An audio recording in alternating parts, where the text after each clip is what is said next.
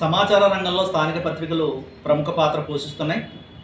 ప్రభుత్వంతో సమానంగా లేదా పెద్ద పేపర్తో సమానంగా అనేక మంది ఈ వృత్తిలో ఈ ప్రొఫెషన్లో కొనసాగుతున్నటువంటి నేపథ్యం చూస్తున్నాం.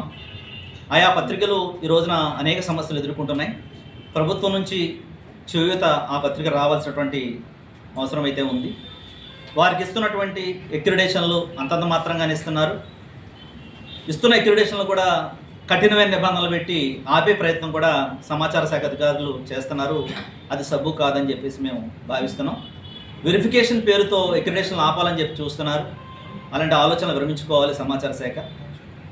అదేవిధంగా యాడ్స్ కూడా జిల్లా స్థాయిలో కానీ రాష్ట్ర స్థాయిలో కానీ స్థానిక పత్రికలకి దాదాపు ఏమీ రావట్లేదని చెప్పాలి. ప్రభుత్వం కూడా ఆలోచించి ఈ స్థానిక పత్రికలు డైలీస్ కావచ్చు, పీరియాడికల్స్ కావచ్చు, ఏదైనా కానీ యాడ్స్ రూపంలో సహకరించి వాటి అభివృద్ధికి సహకారం అందించాలని చెప్పేసి మేము కోరుతున్నాం. తర్వాత స్టేట్ లెవెల్లో కొన్ని సమస్యలు పెండింగ్లో ఉన్నాయి. ఇప్పుడున్నటువంటి యూపీఏ ఎన్డీఏ గవర్నమెంటు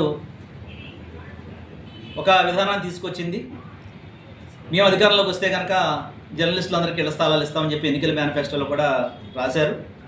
ఆ హామీ మేరకు ప్రతి జర్నలిస్ట్కి కూడా 4 సెంటుకు తగ్గకుండా ఉచితంగా ఇళ్ల స్థలాలు ఇవ్వాలని చెప్పి మేము కోరుతున్నాం. 12 రాష్ట్రాలకు పైగా రాష్ట్రాల్లో పెన్షన్ సదుపాయం ఉంది, 10 నుంచి 15 వేల వరకు. ఆ సదుపాయాన్ని కూడా జర్నలిస్టులకి కల్పించాలని చెప్పి మేము కోరుతున్నాం. రాష్ట్రంలో అనేక చోట్ల జర్నలిస్టులపై పదే దాడులు జరుగుతున్నాయి, తప్పుడు కేసులు నమోదవుతున్నాయి. అలాంటి వాటి నియంత్రణ కోసం గతంలో ఒక పద్ధతి ఉండేది. అక్రిడేషన్ నియంత్రణ కమిటీలు ఉండేవి. కమిటీలు తక్షణమే వేయాలని ప్రభుత్వాన్ని మేము కోరుతున్నాం. మీడియా స్వేచ్ఛకి ఆటంకం కలగకుండా వృత్తికి న్యాయం చేయాలని చెప్పి కోరుతూ ఈ సమావేశాన్ని మేము కొనసాగిస్తున్నాం. ఈ సమావేశంలో తీసుకున్న నిర్ణయాలు ఏవైతే ఉన్నాయో, తీర్మానాలు, ఇవన్నీ కూడా ప్రభుత్వం దృష్టి తీసుకెళ్ళి మా సమస్యలు మేము పరిష్కరించుకుంటామని చెప్పి తెలియజేస్తాం.